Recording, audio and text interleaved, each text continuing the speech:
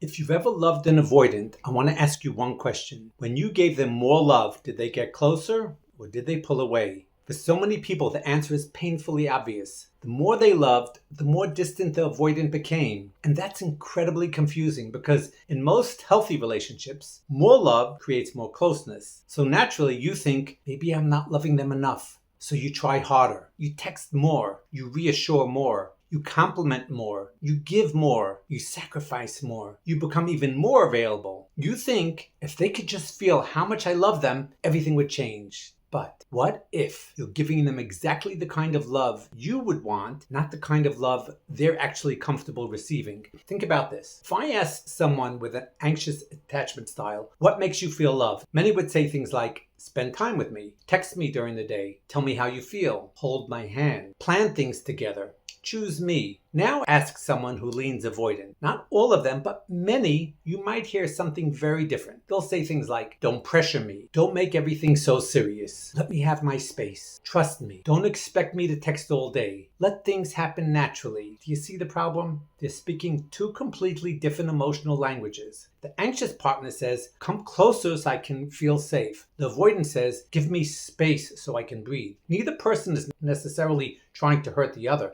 They're both trying to regulate themselves, but here's where everything starts falling apart. The anxious person keeps giving the very thing they would love to receive. More attention, more affection, more reassurance, more closeness, because that's what love feels like to them. But the avoidant often experiences that same behavior not as love, but as pressure. Now, let me be very clear. I'm not saying that the avoidant is right, and I'm not saying the anxious person is wrong. I'm saying they're experiencing the same exact behavior in completely different ways. Imagine someone who loves hugs. Every time they're upset, they want someone to wrap their arms around them. Now imagine someone else who becomes overwhelmed by physical touch when they're stressed. One person experiences the hug as comfort. The other person experiences it as suffocation. The hug didn't change, the experience did. Relationships can work the same way. The anxious partner thinks, I'm giving them exactly what they need. The avoidant thinks, I need room to breathe. And then something heartbreaking happens. Anxious partner notices the distance, so they give more, longer texts, more calls, bigger gestures, more reassurance, more explaining, more fixing, more chasing. Because in their mind, if the relationship feels distance, the solution must be more love.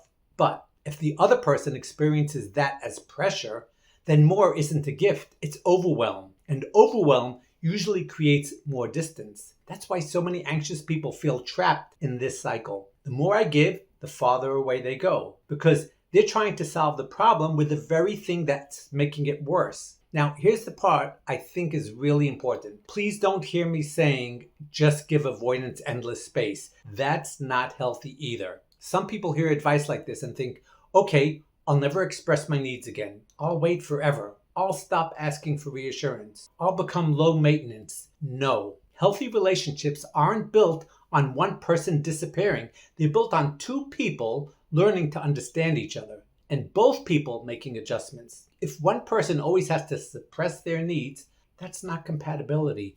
That's self-abandonment. You shouldn't have to earn someone's love by becoming emotionally invisible. So what do? You stop trying to love someone the way you want to be loved, and instead you become curious. What actually helps this person feel safe? What makes them shut down? What creates pressure? What creates connection? At the same time, ask the opposite question. Are they becoming curious about you? Because this isn't supposed to be one-sided. If you're constantly studying them, understanding them, adapting to them, while they make no effort to understand you, that's not emotional intimacy.